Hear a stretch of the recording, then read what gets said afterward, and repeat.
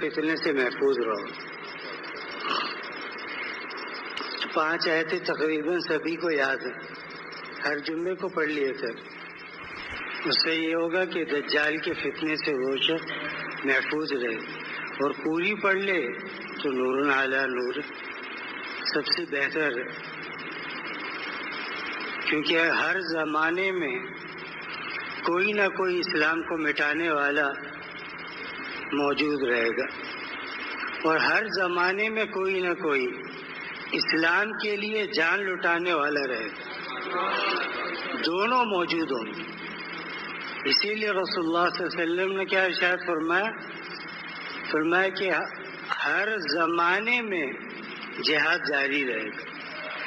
ایک امت کا ایک طبقہ ہر حال میں جہاد کرتا رہے گا، یہاں تک کہ دجال ظاہر ہو جائے، اور پھر وہ ان سے جہاد کرے گا. اور دجال کو اللہ اتنی قوت دیں گے کہ وہ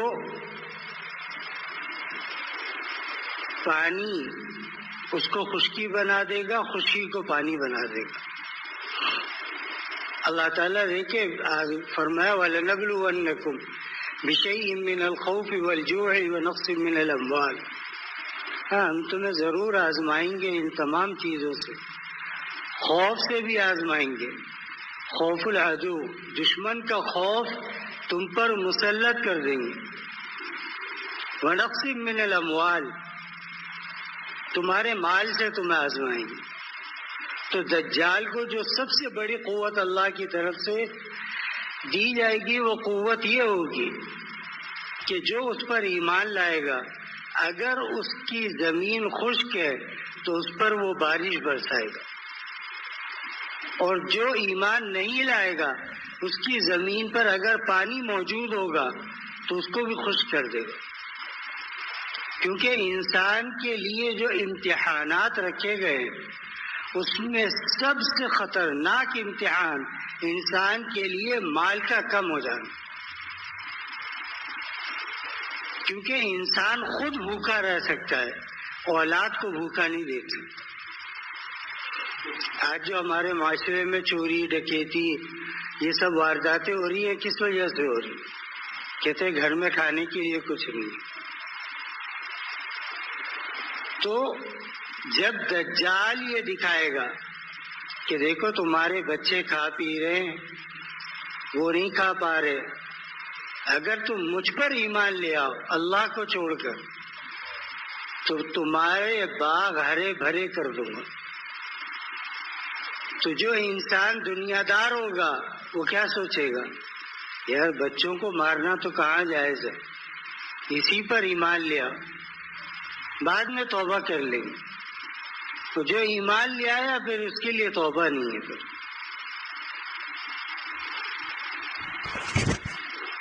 لہذا اللہ تعالیٰ آزماتے ہیں بندوں کو، پھر اس آزمائش کا نسخہ بھی عطا فرماتے.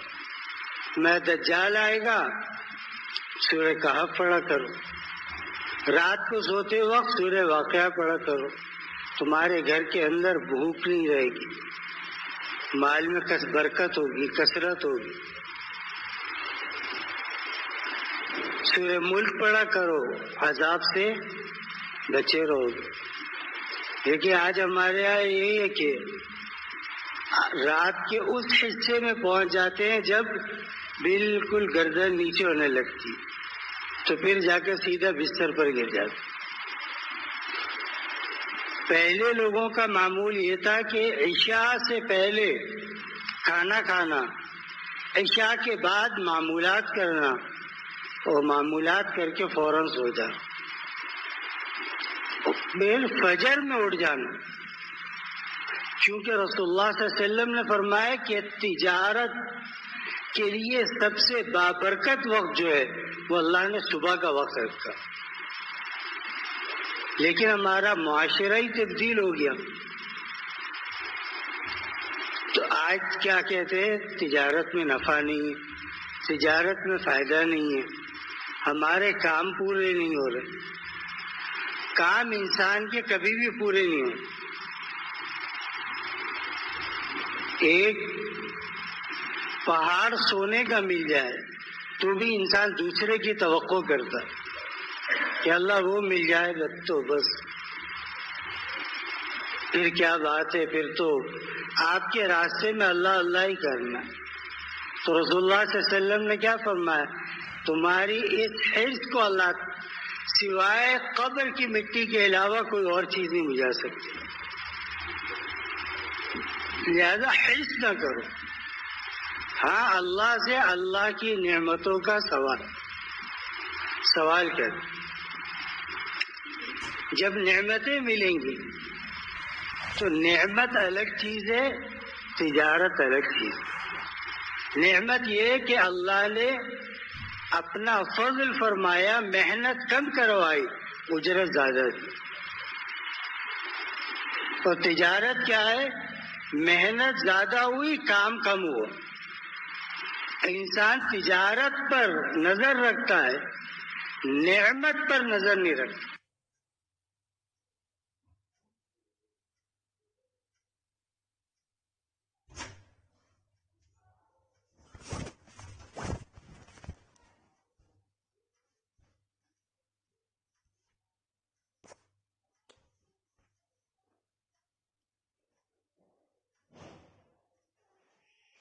یہ کیا چیز ہے، اس سے زیادہ ملنا چاہیے تھا۔ ایک روٹی ملی تو دوسری کی خواہش کرتا ہے کہ دوسری بھی ملے۔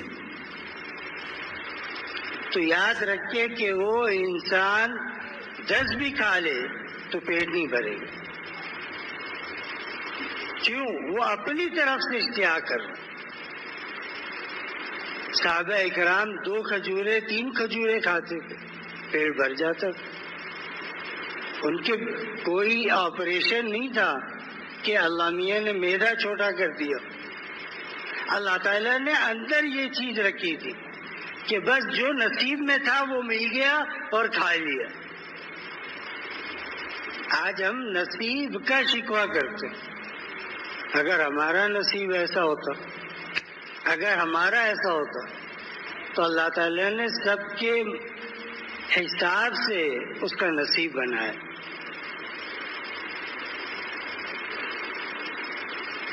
تو میں نے جو آیت پڑھی ثم رددناہ اسفل سافلین، اللہ فرماتے ہیں کہ جو لوگ گناہ نہیں چھوڑتے، کفر سے باز نہیں آتے، اللہ کی نعمتوں کی ناشکری کرتے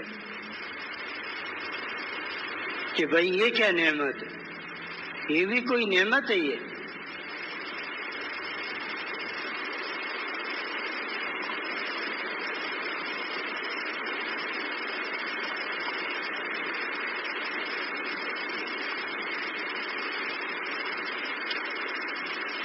یہ بھی کوئی نعمت ہے۔ ہمیں کیا دیا اللہ نے؟ اللہ نے سلیم العزا بنایا، یہی اتنا بہت ہے۔ اگر انسان سلیم العزا نہ ہو، ایک ہاتھ بیکار ہو، ایک آنکھ بیکار ہو جائے، سننے میں کمی آنے لگی، چلنے کے اندر پاؤں لنگڑانے لگے، تو پھر انسان کو قدر ہوتی ہے کہ اللہ یہ کتنی بڑی نعمت تھی جس کی میں نے قدر نہیں۔ ہم سمجھتے ہیں کہ بغیر اللہ سے مانگے جو ہم سلیم الاعضاء پیدا ہو گئے، یہ ہمارا کمال۔ یہ ماں کے پیٹ میں جب تو بن رہا تھا تو اللہ فرماتے ہیں تجھے یہ بھی نہیں پتا تھا، یہاں تک کہ تیری ماں کو بھی نہیں پتا تھا کہ ہم تیرا کون سا جز بنا رہے، آنکھ میں روشنی کب اتار رہے، ہاتھ کب صحیح ہو رہے۔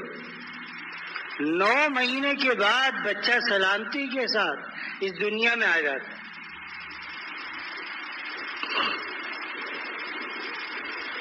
پھر وہی بچہ جب بڑا ہو جاتا ہے، جب تک چھوٹا ہے تو وہ اس کا مکلف نہیں ہے۔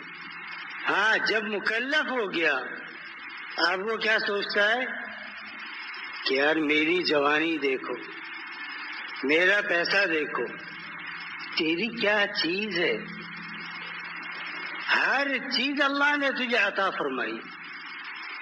حضرت شیخ نے لکھا ہے آپ بیٹی میں، فرمایا کہ ہمارے ہاں مہمان آئے، میرے والد صاحب نے کہا کہ ایک تکیہ لے آؤ. تو میں نے پوچھا کہ میں اپنی تکیہ لے آؤں؟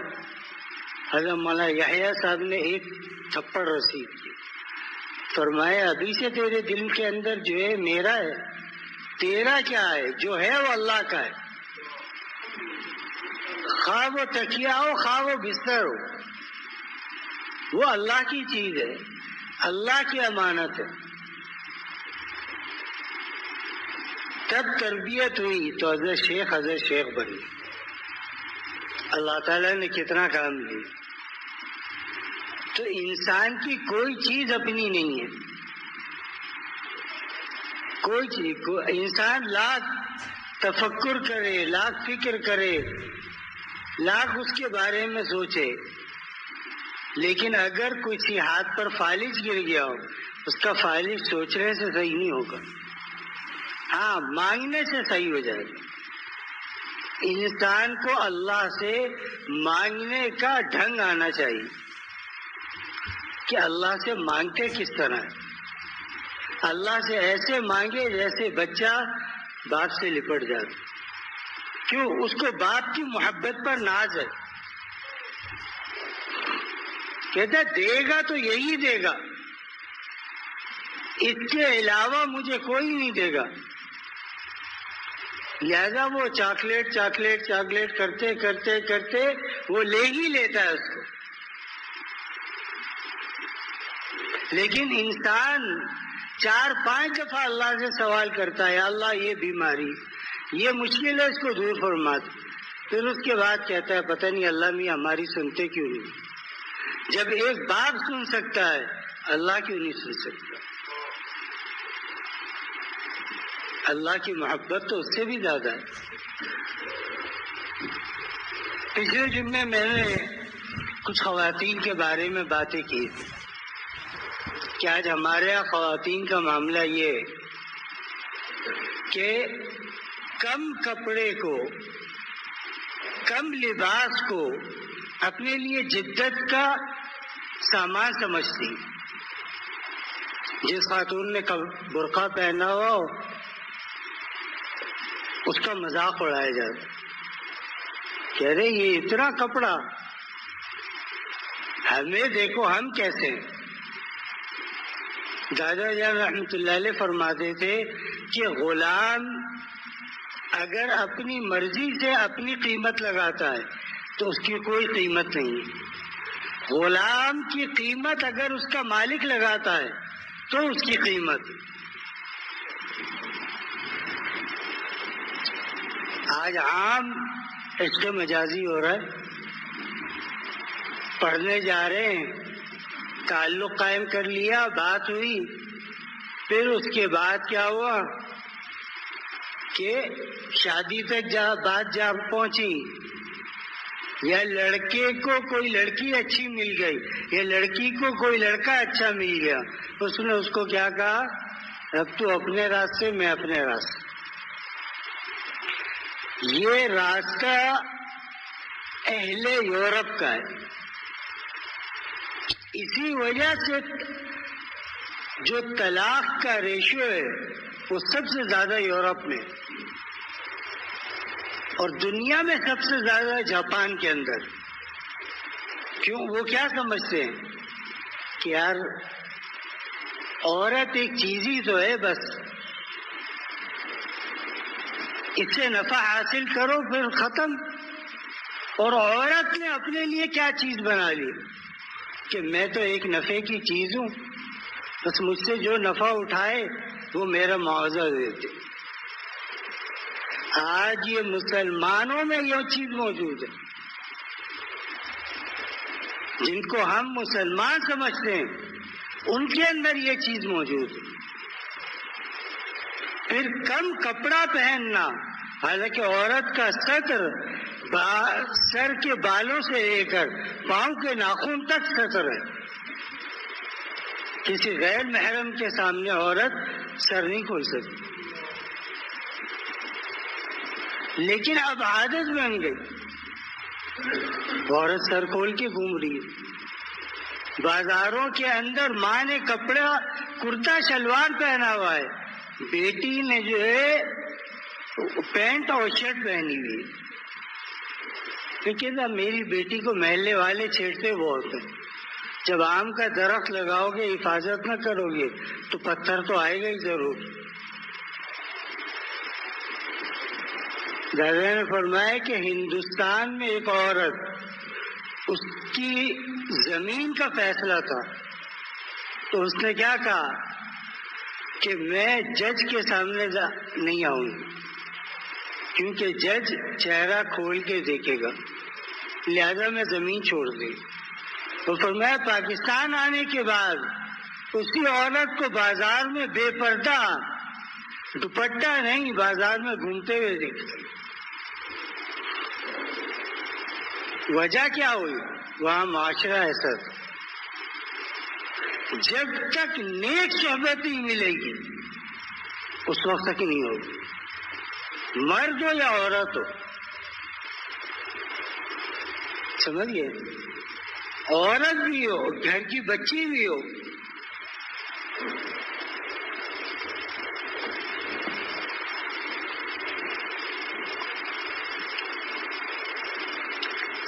بچی بھی ہو, اس کو بھی, بچوں کو کہتے ہیں کیا, بچوں کو اسلامی لباس پہنانا. ابھی بچہ ہے, ابھی کیا ہے, ابھی اس کو چڈی پہننے دے, ابھی اس کو کیا ہے, یہ مکلف تھوڑی ہوا ہے. جب اس کو آپ نے بچپن سے چڈی پہنا دی,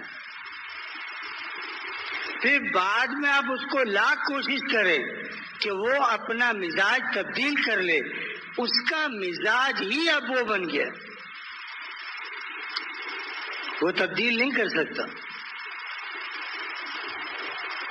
بچپن سے اس کو اللہ والوں کے, نیک و صالحین کے کپڑے پہنے. ان کے کپڑے کیا ہے؟ کرتا شلوار ہے, ٹوپی پہنا ہے اس کو. اس سے کیا ہوگا؟ بچے کی عادت بن جائے گی. جب عادت بن گئی, خواجہ صاحب رحمۃ اللہ علیہ ذکر کرتے ہوئے روتے بہت تھے, تو بعض لوگوں نے مذاق اڑایا.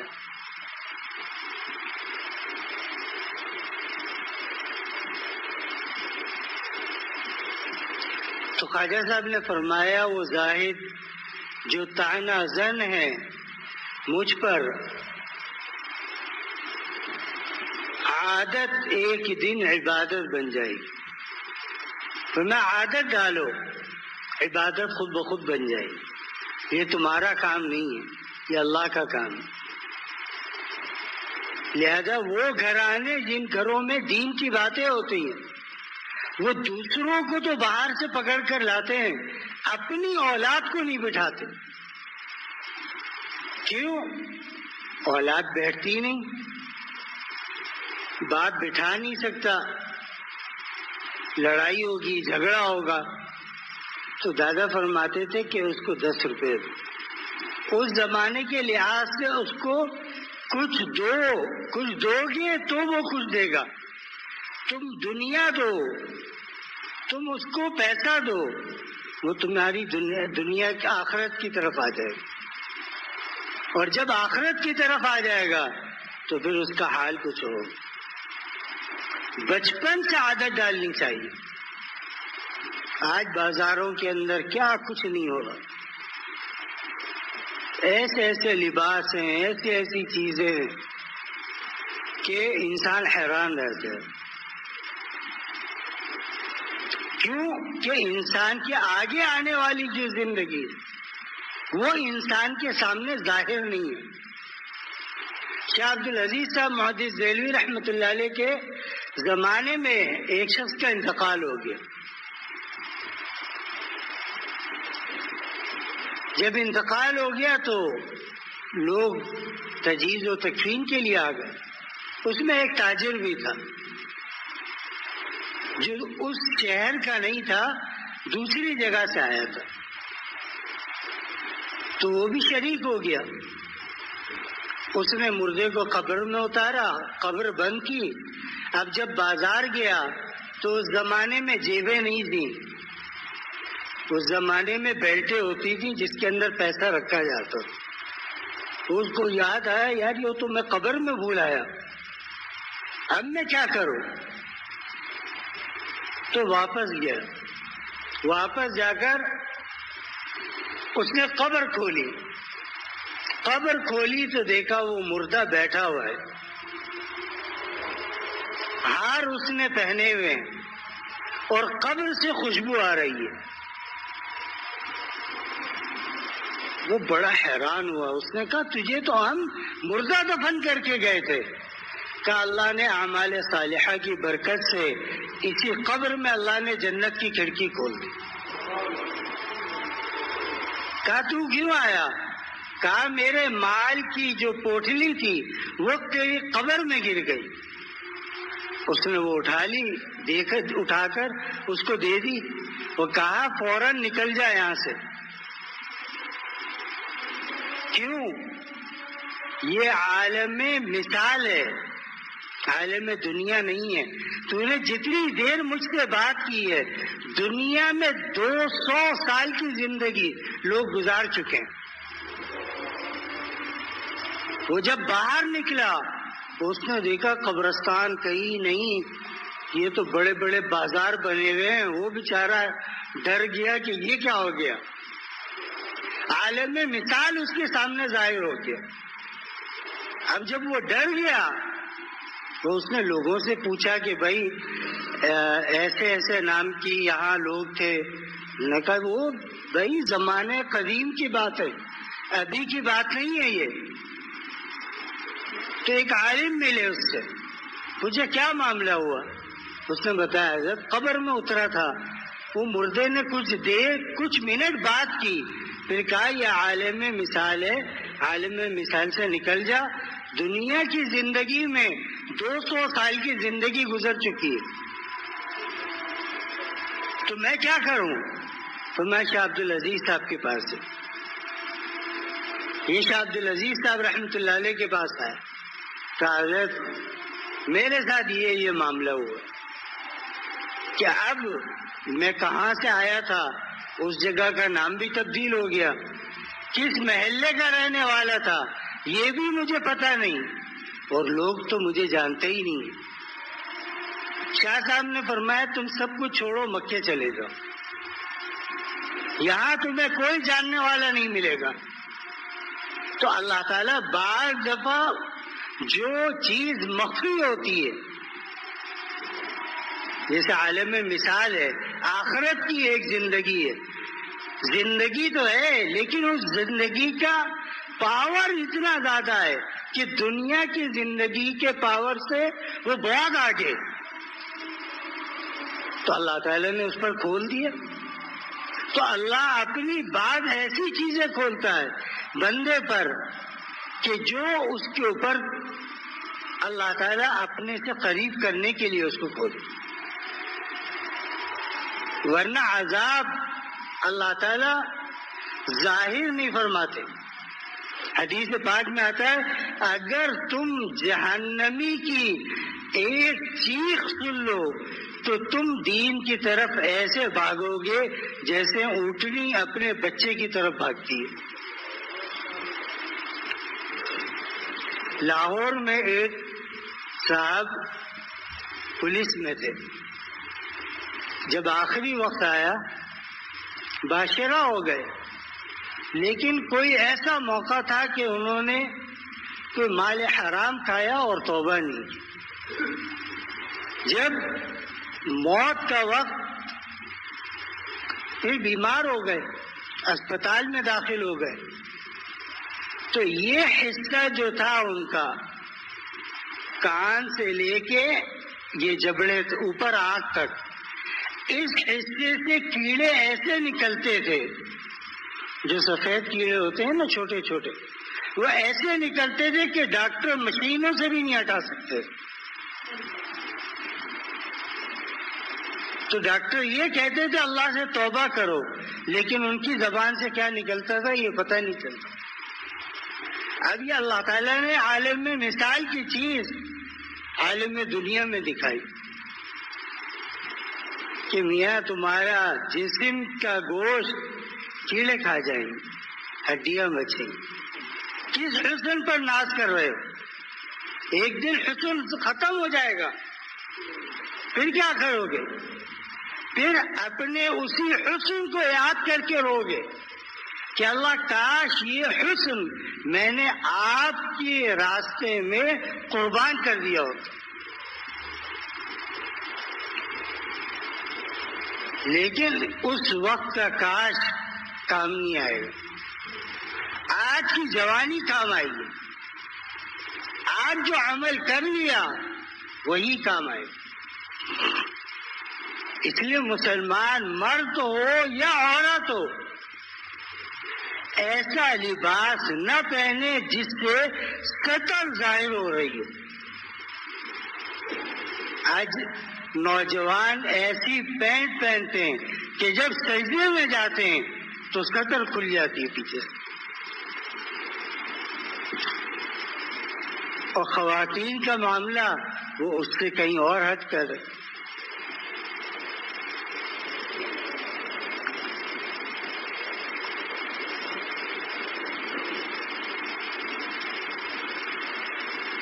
لہذا ایسے کپڑے پہننا جس سے حدیث کے اندر آتا ہے کہ اگر عورت اس نیت سے خوشبو لگائے کہ جب میں بازار میں نکلوں تو لوگوں کو خوشبو آئے، تو اللہ تعالیٰ جنت کی خوشبو بھی اس تک نہیں پہنچنے دیں گے۔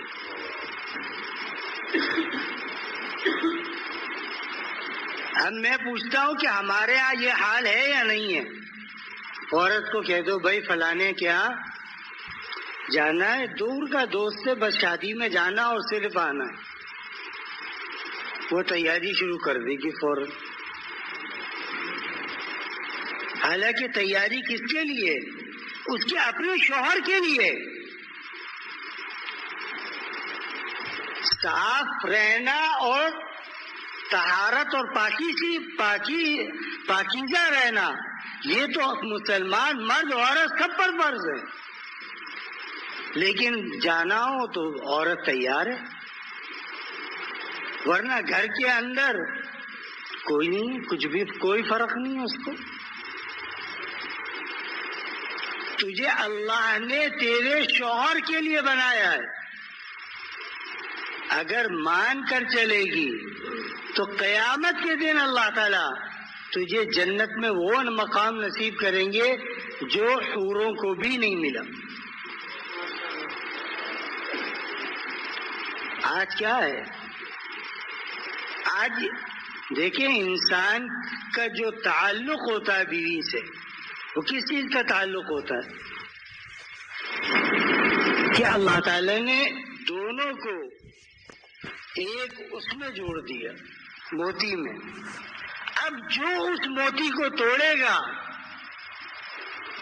وہ پکڑا جائے گا قیامت کے۔ مرد آتا ہے، عورت گھر کے اندر ایسے جیسے گھر کی ماسی ہے، تو وہ آ کر کہے کہ ایک جگہ جانا ہے گھومنے کے لیے فلاں جگہ، ورنہ آج کل تو عموماً گھروں میں نہ روٹی پکتی ہے نہ سالن پکتا ہے۔ ہاں چلو آج تھکے ہوئے باہر کھانا کھائیں، تو صبح سے کیا کھڈے کود رہے تھے؟ کیا کیا ہے؟ پھر آج بچوں کی حالتیں بھی تو دیکھیں نا، کہ بچے بھی پھر ایسے ہیں کہ جو ہوا تیز چلے تو پکڑنا پڑتا ہے یہ اڑ نہ جائے کہیں۔ چلو باہر کھانا کھا لیں، اچھا چلو اب تو کیا ہے، وہ ایک ایپ ہے نا جس کے فوڈ پانڈا، اب تو کیا ہے، اب تو آسانی ہے، فوڈ پانڈا پہ آرڈر کرو چیز گھر میں آ جائے گی، آج اس سے کھا لیتے، پکانے کا دل نہیں۔ اب وہاں کس نے پکایا اس کو معلوم نہیں۔ نمبر 2، پکانے والا ظاہر تھا یا نہیں؟ اس کا کیا پتا؟ پاک تھا یا نہیں تھا؟ مولانا سجاد نعمانی صاحب، حضرت مولانا نعمانی صاحب رحمۃ اللہ علیہ کے صاحبزادے ہیں ہندوستان میں. مولانا نعمانی وہ ہے جنہوں نے کتاب لکھی ہے اسلام کیا ہے. حضرت بڑے عظیم دادا کے ساتھیوں میں سے تھے، ان کے صاحبزادے. انہوں نے فرمایا کہ میں عمرے پر گیا تو حضرت مولانا زکریا صاحب رحمۃ اللہ علیہ حضرت شیخ نے مجھے اپنا مہمان بنا لی، اور ہفتے کو حضرت جمعرات کی رات کو حضرت یہ پوچھتے تھے کہ بھائی فیجی والے کے یہاں سے پلاؤ آیا ہے یا نہیں آیا. تو کہنے لگے میں سوچتا تھا کہ پتہ نہیں کوئی امیر آدمی ہوگا یا کوئی بڑا امیر ہے، پاور والا ہے، مال والا ہے، دولت والا ہے. تو فرمایا کہ میں اس تجسس میں لگ گیا کہ حضرت ہر جمعرات کو اس کے یہاں کا پلاؤ کیوں کھاتے ہیں؟ پلاؤ تو بہت سے لوگ لاتے تھے. تو پھر میں نے فرمایا کہ میں نے حضرت سے پوچھا کہ حضرت آپ کو اس کے پلاؤ کا انتظار کیوں رہتا ہے؟ فرمایا یہ اصل اس کا پلاؤ نہیں ہے، اصل اس کا ایک عمل ہے. یہ روزانہ 1,00,000 مرتبہ درود شریف پڑھتا. لہذا جب یہ کھانا پکاتا ہے تو پکاتے پکاتے یہ 1,00,000 مرتبہ درود شریف پڑھ لے. اس کی برکت سے کیا ہوتا ہے؟ جو کھانا اندر جاتا ہے تو عبادت کی طرف طبیعت مائل ہونے لگتی ہے. ورنہ حضرت شیخ کے پاس کھانے کی کمی تھوڑی تھی، ان کو کھلانے والے بہت تھے. لیکن کس لیے کھاتے تھے؟ کہ جب یہ پکاتا ہے تو درود شریف پڑھ کر پکاتا ہے.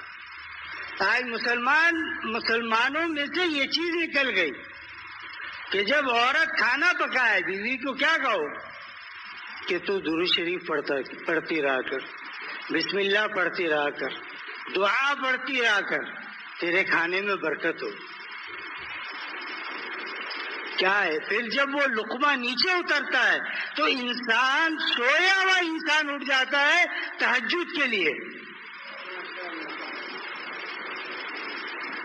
اور جب انسان پاکی ناپاکی حلال اور حرام کی تمیز چھوڑ دے تو پھر انسان کیا ہے، تہجد کے وقت جاگنے کا وقت ہے اس وقت سو جاتا ہے.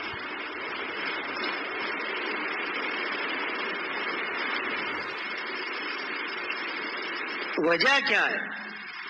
پہلے زمانے میں لوگ سادہ پکاتے تھے، گھر میں پکاتے تھے، گھر میں کھاتے تھے. آج کیا ہے کہ یار بزنس وہ بناؤ جو کھانے پینے کا ہو یا اسپتال کا ہو، کیونکہ آدمی نے کھانا پینا تو ضرور ہے، اور جب ایسی چیزیں کھائے گا تو بیمار تو ضرور ہوگا، اور جب بیمار ضرور ہوگا تو پھر اسپتال تو ضرور آئے گا. جب اسپتال آئے گا تو مجبوری میں تو میں نے مفتی عبد الباری صاحب سے پوچھا، میں نے کہا یہ انفیکشن کس چیز کا نام ہے؟ ڈاکٹر کیا کہتے ہیں؟ 20 وہ لکھ کے دیے ٹیسٹ، 20 ٹیسٹ انسان نے کرائے. وہ ظالم کے بچے اتنی بڑی بڑی خون کی بوتلیں بھرتے ہیں، نکالے جاؤ تو آدمی ویسے ہی کمزور ہوگا. انہوں نے کہا جب ڈاکٹر کو یہ سمجھ میں نہ آئے کہ یہ بیماری کیا ہے تو ڈاکٹر اس کو انفیکشن کا نام دیتا. وہ کہتا ہے یہ انفیکشن ہے. اس سے پوچھو انفیکشن کیا ہے، کیا چیز، اس کی تعریف کیا ہے؟ کہا یہ ایسی بیماری ہے جو سمجھ میں نہیں آتی. آپ 1000 ٹیسٹ کرا لیں پھر بھی سمجھ میں نہیں آئے گی. تو پھر انسان جب اسپتال میں آئے گا تو کیا کرے گا؟ اب سارا مال وہاں خرچ کر. مال دے ہی رہا ہے نا. اگر گھر کا کھائے، بیوی نیک صالح ہو، وہ پکانے والی ہو، وہ پکائے، گھر میں کھایا جائے، سنت کے مطابق کھایا جائے، آپ کے کتنے لاکھوں روپے بچتے. آج تو ہر گلی میں ایک اسپتال ہے، لیکن ان سے پوچھو یار وہ مریض ہے، داخلہ دلوانا ہے، بیمار ہے، تو کہتے ہمارے اسپتال کے اندر جگہ نہیں ہے داخلے کی. وجہ کیا ہے؟ وجہ کیا ہے؟ حرام کھا رہا ہے. وجہ کیا ہے؟ ناپاک کھا رہا ہے. وجہ کیا ہے؟ انسان کیا سمجھ رہا ہے کہ میں بھی جانور ہوں، بس پیٹ بھرنے کے لیے پیدا ہوا. اللہ نے انسان کو جانور نہیں بنایا، اللہ نے انسان کو انسان بنایا ہے. اگر یہ جانور بنے گا تو فرمایا ثم رددناہ اسفل سافلین، ہم اس کو جہنم کی ایسے درجے میں داخل کریں گے جو نیچے سے نیچے کا درجہ. لیکن جو لوگ نیکی سے زندگی گزارتے ہیں، اِنَّ الَّذِينَ آمَنُوا وَعَمِلُوا الصَّالِحَاتِ، جو لوگ ایمان لائے اور اعمال صالحہ کرتے ہیں تو ان کا اجر ایسا ہے جس کا ثواب رکنے والا نہیں. ایک انسان ہے، اس نے درخت لگا دیا. کس نیت سے لگایا؟ کہ یار یہاں سے مسافر گزرے گا تو اس کے لیے سایہ ہوگا. کسی نے کہیں پانی کا کولر رکھوا دیا. کیوں رکھوایا بھائی؟ آتے جاتے لوگ پانی پیئیں گے، اس سے کیا ہوگا؟ اجر ملے گا مجھے. تو جب یہ چیزیں تیری اجر کر رہی ہیں، تجھے اجر دے رہی ہیں، تو جو چیز تو اپنے اندر اتار رہا ہے اس کو سوچ، یہ حلال ہے یا نہیں ہے؟ اگر حلال ہے تو کیا ہی بات ہے، سبحان اللہ. اگر یہ پاک لوگوں نے اس کو پکایا ہے، آج کہتے ہیں لذت آنی چاہیے. یاد رکھے پاکیزہ کھانے میں جو لذت ہے وہ لذت کسی جگہ بھی نہیں. جو کھانا پاک ہو اس میں جو لذت ہے وہ لذت کہیں بھی نہیں. اس لیے جنت کے اندر کیا ہے؟ اللہ نے فرمایا دنیا کے اندر کچھ بھی کھا لو، آخرت کے اندر میں تم سے وعدہ کرتا ہوں تمہیں ہر وہ نعمت عطا کروں گا جس کا تمہارے اوپر گمان بھی نہ گزرو. اس کی لذت ایسی ہوگی کہ تم نے وہ لذت زندگی میں چکھی نہیں ہوگی، اور نہ اس لذت کا خیال کبھی تمہارے دل پر سے گزرا ہوگا. نمبر 4، وہ لذت دائمی ہوگی، فانی نہیں ہوگی. دنیا کا سیب اور آخرت کا سیب، لذت کا فرق، لذت کا فرق. کیوں؟ اللہ نے اس دنیا میں انسان کو بھیجا ہی ابتلاء اور آزمائش کے لیے. تو فرمائے یہ سب چیزیں آمنوا وعملوا الصالحات، ایمان اور اعمال صالحہ پر موقوف ہیں. آج ہم کیا سمجھتے ہیں کہ نہیں بھائی وہ فلاں ہوٹل جو ہے نا اس کا کھانا بڑا زبردست، بس اس نے تو یعنی ہر چیز ایسی بنائی ہے، اتنی صاف ستھری بنائی ہے. پہلے زمانے میں اس کو لوگ مجبوراً کھایا کرتے تھے. آج لوگ گھر کا کھانا مجبوراً کھاتے ہیں. کیا ہوا؟ بیوی کی طبیعت صحیح نہیں ہے، گھر میں کوئی پکا کے دینے والا نہیں تھا، لہذا ہم بازار سے لے آئے. تو اس میں کیا ہوا؟ وہ جب آپ کھائیں گے تب آپ کو پتہ چلے گا کہ جو کھانا میں گھر میں پکا ہوا کھاتا تھا اس میں اور اس میں کتنا فرق. بھائی ہر چیز کے اندر اللہ تعالیٰ نے ایک تاثیر رکھی ہے. نہیں، ٹھنڈی چیز کھائیں گے گرمی میں گرمی مر جائے گی، سردی کے اندر گرم چیز کھائیں گے، ایک انڈا ہی کیوں نہ ہو سردی مر جائے گی۔ اسی طرح وہ کھانا جو طاعت کے ساتھ پکایا گیا ہو، باوضو ہو کر کے پکایا گیا ہو، جب پکایا گیا ہو اس وقت پکانے والا بسم اللہ درود شریف اللہ کی تعریف و تحمید کے ساتھ پکائے، اس کا اثر الگ ہوگا اس کا۔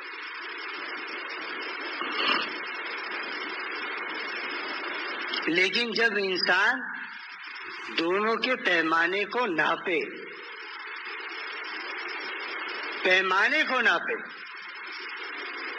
لیکن آج تو عادت بنی ہوئی ہے کہ یہ چیز اس جگہ کی اچھی ہے، یہ چیز اس جگہ کی اچھی ہے، یہ چیز اس جگہ کی اچھی ہے۔ ہم یورپ والے نہیں ہیں، ہم مغرب والے نہیں ہیں، ہم مشرق والے ہیں۔ بات سمجھ میں نہیں ہے۔ مغرب میں سورج غروب ہوتا ہے اور مشرق میں سورج ابھرتا ہے۔ ہم دین کو ابھارنے والے ہیں۔ اگر مغرب کی اتباع کرو گے تو ایک وقت آئے گا کہ وہاں جا کر غروب ہو جاؤ گے، اندھیروں میں چلے جاؤ گے۔ اور مشرقی بن کر کے رہے تو جس طرح سورج مشرق سے نکلتا ہے تو رات کے اندھیرے کو غائب کر دیتا ہے۔ رات کا اندھیرا کیسے غائب ہوتا ہے انسان کو معلوم ہے؟ وہی سیاہ پن آہستہ آہستہ روشنی میں تبدیل ہو جاتا ہے۔ تو اللہ نے ہمیں وہ حصہ عطا فرمایا کہ تم اہل مشرق ہو۔ اعمال صالحہ مغرب میں کیے جائیں یا مشرق میں، بات ایک ہی ہے۔ لیکن جتنا دین اللہ تعالیٰ نے اہل مشرق میں رکھا ہے اتنا دین کسی کے اندر نہیں رکھا۔ جتنے اللہ والے اللہ نے اس پاکستان، ہندوستان، بنگلہ دیش، افغانستان اس علاقے کے اندر رکھے اتنے اللہ نے دنیا میں کہیں نہیں رکھے۔ کیوں کا جواب یہ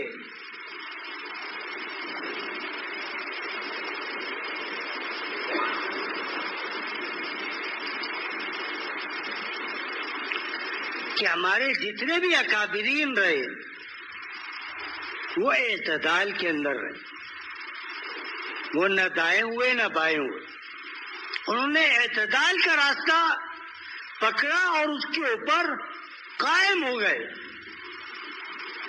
پھر وہ عبادت کا راستہ تھا، وہ پڑھنے کا زمانہ تھا، یا وہ کوئی اور زندگی کا اور حصہ تھا، انہوں نے اس کے اندر نہ زیادتی کی نہ کمی کی، وہ اس پر قائم رہے، اولاد کو قائم رکھا۔ پھر کیا ہوا؟ اللہ تعالیٰ نے دین کا بڑا حصہ اللہ تعالیٰ نے پاکستان، ہندوستان اور بنگلہ دیش کے اندر رکھا۔ آپ پاکستان کے دوسرے حصوں میں چلے جائیں، کراچی کو چھوڑ کر کے، تو وہاں اللہ والے موجود ہیں، لیکن کیا ہے ان کی قدر دانی کرنے والا کوئی نہیں۔ لیکن کراچی کو اللہ نے یہ خصوصیت عطا فرمائی ہے کہ یہاں کوئی نیک ہو اور دور بھی ہو، لوگ پھر بھی اس کے پیچھے جاتے ہیں۔ اگر دل سے مل جائے تو لوگ پھر بھی اس کے پیچھے جاتے ہیں۔ یہ ہمارا کمال نہیں ہے، یہ بھیجنے والے کا کمال ہے۔ میں آیا نہیں لایا گیا ہوں، محبت دے کے تڑپایا گیا ہوں، سمجھتا لاکھ اسرار محبت نہیں سمجھا میں سمجھایا گیا۔ تو اس خطے کو اللہ تعالیٰ نے ایمان کے لیے اللہ نے رکھا. آج اس خطے کے اندر جو ہے بےمانیاں ہو رہی ہیں. مسلمان مرد بھی کر رہے ہیں, مسلمان عورتیں بھی کر رہی ہیں. ظاہراً کریں, باطناً کریں, لباس کے طور پر کریں, کسی طور پر بھی کریں, یاد رکھے گناہ تو گناہ ہی ہے, چاہے مشرق میں ہو چاہے مغرب میں. ہمیں اللہ نے کس لیے بھیجا وہ میں نے بتایا.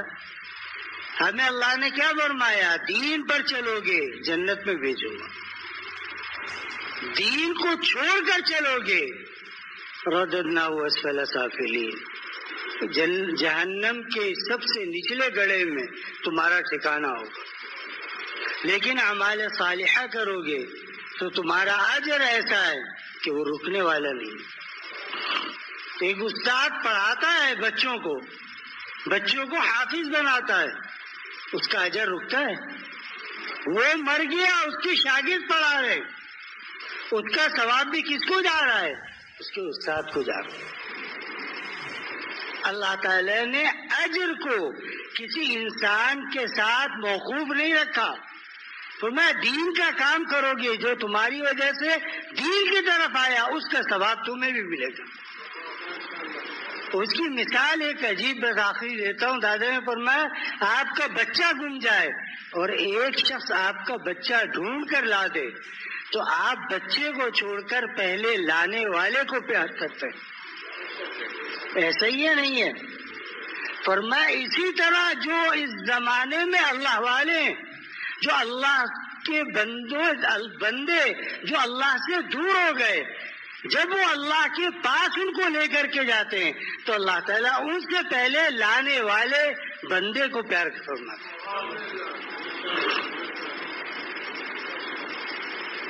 اللہ تعالیٰ ہمیں دین پر استقامت نصیب فرمائے اور دین پر چلنے کی توفیق عطا فرمائے. یہ دنیا عارضی ہے, کہتے ہیں بریانی ہے, فلانا ہے, یہ ہے, سب کی لذت کیا تک ہے؟ یہاں سے نیچے اتری ختم. امیر نے کھایا ہو یا فقیر نے کھایا ہو, سب برابر ہے. اللہ, محمد اکرم صاحب کے گردوں میں زخم ہو گیا, ان کی صحت یابی کی دعا اور ان کی بیٹی کی بھی صحت یابی کے لیے دعا فرما دی. آمین. میرے والد صاحب بنگلہ دیش میں, وہی ان کا انتقال ہو گیا ہے, اللہ ان کی مغفرت فرمائے. آمین. میرے والدین کی صحت و تندرستی کے لیے دعا فرما دیں. اللہ تعالیٰ ان کے والدین کو صحت و تندرستی عطا فرمائے. ایک خاتون نے لکھا ہے کہ 4 دن کے بعد میری فلائٹ ہے اور میں مدینہ جا رہی ہوں. سارے کام آسان ہو جائیں اور مدینے سے بھائی کے پاس, کینیڈا بہن کے پاس جا رہی ہوں. خیریت سے پہنچ جاؤں اور عمرہ بھی ہو جائے. اللہ ان کی جملہ جو کام امور ہے اللہ سب آسان فرمائے. الحمدللہ رب العالمین والعاقبۃ للمتقین والصلاة والسلام علی سید الانبیاء والمرسلین نبینا محمد وعلی آلہ وصحبہ اجمعین. اللہ ہمارے گناہوں کو معاف فرما, اللہ رحم و کرم کا معاملہ فرما, اللہ فضل و عنایت و عافیت کا معاملہ فرما. اللہ ہم سب کو صاحب نسبت بنا دے, حاضرین و حاضرات, غائبین و غائبات, اللہ سب کو دین پر استقامت علی الدین نصیب فرما. اے اللہ رحم و کرم کا معاملہ فرما. اے اللہ دنیا بھی عطا فرما, آخرت بھی عطا فرما. ربنا آتنا فی الدنیا حسنہ وفی الآخرۃ حسنہ وقنا عذاب النار وادخلنا الجنة مع الأبرار یا عزیز یا غفار. اللهم انا نسألك العفو والعافیہ ودوام العافیہ وشکر العافیہ فی الدنیا والآخرہ. یا اللہ جو بیمار ہیں ان کو شفا عطا فرما. یا اللہ جو مقروض ہیں اللہ ان کے قرضوں کے لیے غیب سے انتظام فرما. اے اللہ سارے عالم کے اندر مسلمان جہاں مظلوم ہے اللہ ان کی مدد فرما. اے اللہ ہم سب کو حیات طیبہ, حیات صالحہ عطا فرما. ہم سب کو صاحب نسبت بنا, نسبت اولیاء صدیقین کی خط منتہا تک پہنچا. اللہ ہماری زندگیوں کو تبدیل فرما، اللہ زندگیوں کو تبدیل فرما، ہماری اولادوں کو بھی نیک و صالح بنا۔ وصلی اللہم تعالی علی خیر خلقہ محمد وعلی آلہ وصحبہ اجمعین برحمتک یا ارحم الراحمین۔